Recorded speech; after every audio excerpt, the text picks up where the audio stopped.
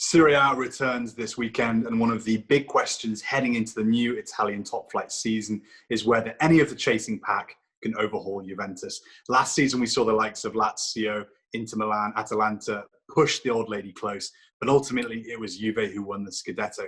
Colin, do you think the arrival of Achraf Hakimi at Inter Milan can turn the tide in their favour? Well, I find it very interesting, and I think it just might be the spark that Inter Milan need. If you remember last season, they pushed Juventus almost all the way. They were neck and neck with them until the coronavirus pandemic break, and then after that, they just sort of fell away and choked it away. But, Antonio Conte likes to play with fullbacks, energetic fullbacks, who supports both defense and attack. And for some reason, Victor Moses and Ashley Young, didn't quite, provide the X factor that he needed for that. And that's probably why Moses has gone back to Chelsea. But Hakimi coming in brings energy, it brings talent, it brings ability, it brings defensive solidity, it brings, energy up front. And I think he's a special, special player, and he just might be, that X factor that Inter need. But whether or not it's enough for them to overhaul Juventus, I'm not so sure with that Juventus team as currently constituted. We've talked a lot about some of the big African transfers of the off-season, but I think Hakimi's move to Inter from Dortmund, where he was on loan, is perhaps the one that's got me the most excited. Here's a player who is offering a real thrust, a real threat from the right wing. I think he was perhaps unlucky to have ended his time in Germany, those 2 seasons on loan, without a Bundesliga's winners' medal. I think it looked on at one point, at least in both of the campaigns. But he does leave Germany as one of Europe's finest right backs. I think one of the most exciting fullbacks in the world game. And one of the other questions, obviously, as he made the move, he left Real Madrid permanently to sign for Inter, is whether Los Merengues will regret allowing him to leave. Do you think we could see him back at the Bernabeu one day? Oh, it's possible. Look, Real Madrid are not shy about, buying players that they let go when they're young. And if they do, make it big, they're a Galactico team anyway. So if he does make it, as we all expect him to do, I think that, and if they have the money, Real Madrid would not be shy about putting it on the table to get him back. But yes, everybody agrees.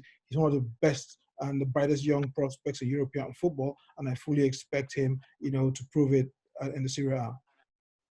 2 of the nation's big clubs who really underperformed last season were Napoli and AC Milan, both teams who rely increasingly on African players. Napoli obviously have bought Victor Osimhen, Nigeria's Victor Osimhen, for big money this season, but they also have another high-profile African player on their books in Kalidou Koulibaly. He has seemingly been perpetually linked with a move to the Premier League, even if last season wasn't his best.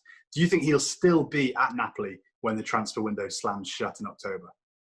I think he will be. I kind of get the feeling that, that door is almost 90% closed.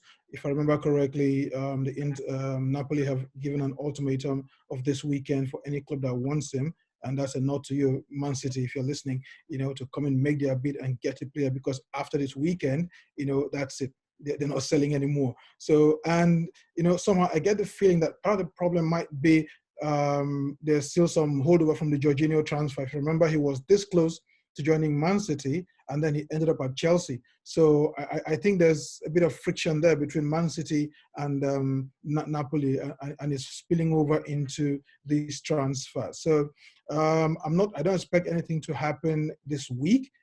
Hopefully it does.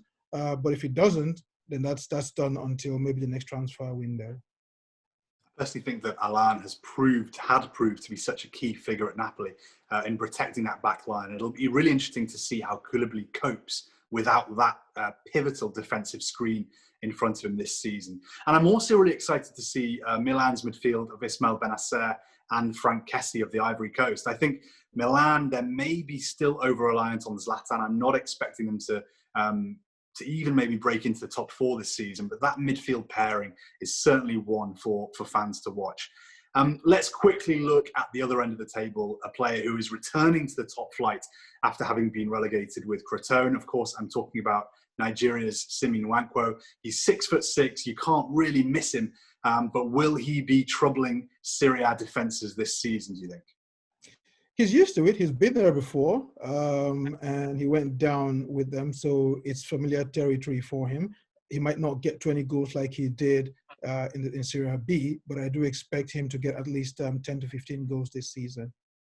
Sometimes big target men are sometimes reduced as these kind of one-dimensional lumps that we just heat the ball up to. But actually, Simi has proven both in the second tier, where he's got 34 goals across the last 2 campaigns, and also previously in Serie A, where he scored 7 in their relegation season, that he is actually a goal threat. He does have an eye for goal. He can play on the ground as well.